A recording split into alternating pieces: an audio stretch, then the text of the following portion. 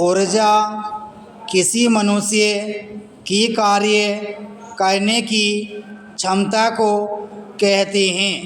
ऊर्जा भोजन से मिलती है।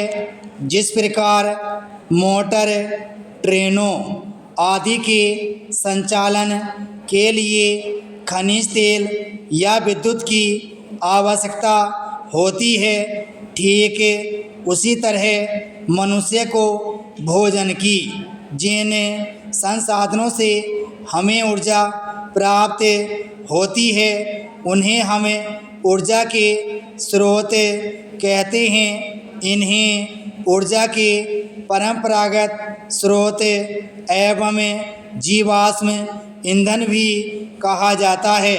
ऊर्जा के ये परंपरागत स्रोत सीमित हैं।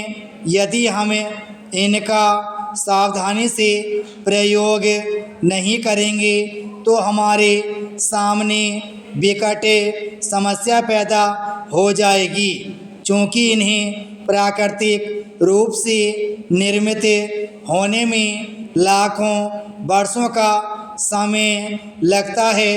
आज जिस तरह से संसाधनों का दोहन हो रहा है, यदि इसी तरह आगे भी इनका दोहन होता रहा तो 2050 ईस्वी के बाद पृथ्वी पर इन संसाधनों का अभाव हो जाएगा। ऊर्जा के संसाधनों की इसी कमी को ऊर्जा संकट कहा जाता है। ऊर्जा संकट के समाधान के लिए इसके वैकल्पिक स्रोतों की तलाश की गई। इन्हें ही हम ऊर्जा के गैर परंपरागत स्रोत कहते हैं। सौर ऊर्जा, पवन ऊर्जा, बायोगैस, भूतापीय ऊर्जा इत्यादि ऊर्जा के गैर परंपरागत स्रोत हैं।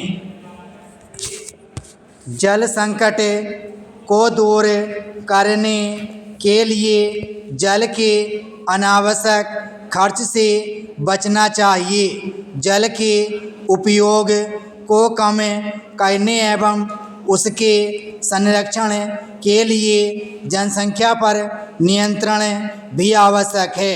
जल को संरक्षित करने के लिए गांवों में बड़े बड़े तालाबों एवं पोखरों का निर्माण किया जाना चाहिए, जिनमें वर्षा का जल संरक्षित हो सके और वर्षा के पश्चात जब आवश्यकता हो इस जल का प्रयोग सिंचाई में किया जा सके।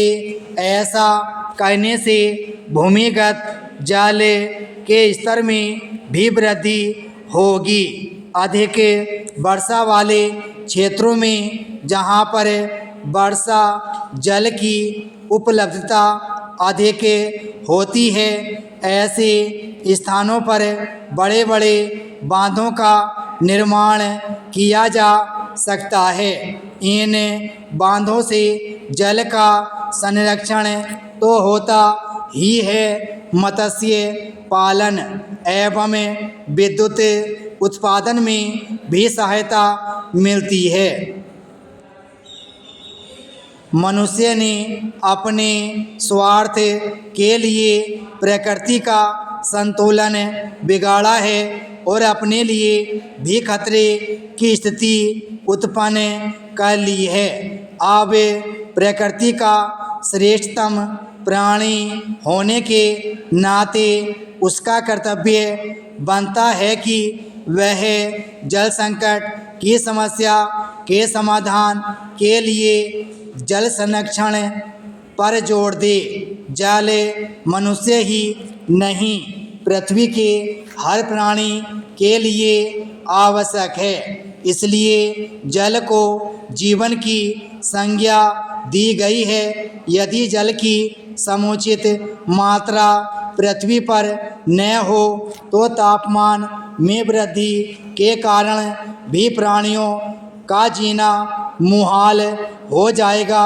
इस समय जल प्रदूषण एवं अन्य कारणों से उत्पन्न जल संकट के लिए मनुष्य ही जिम्मेदार है। विराम स्टॉप।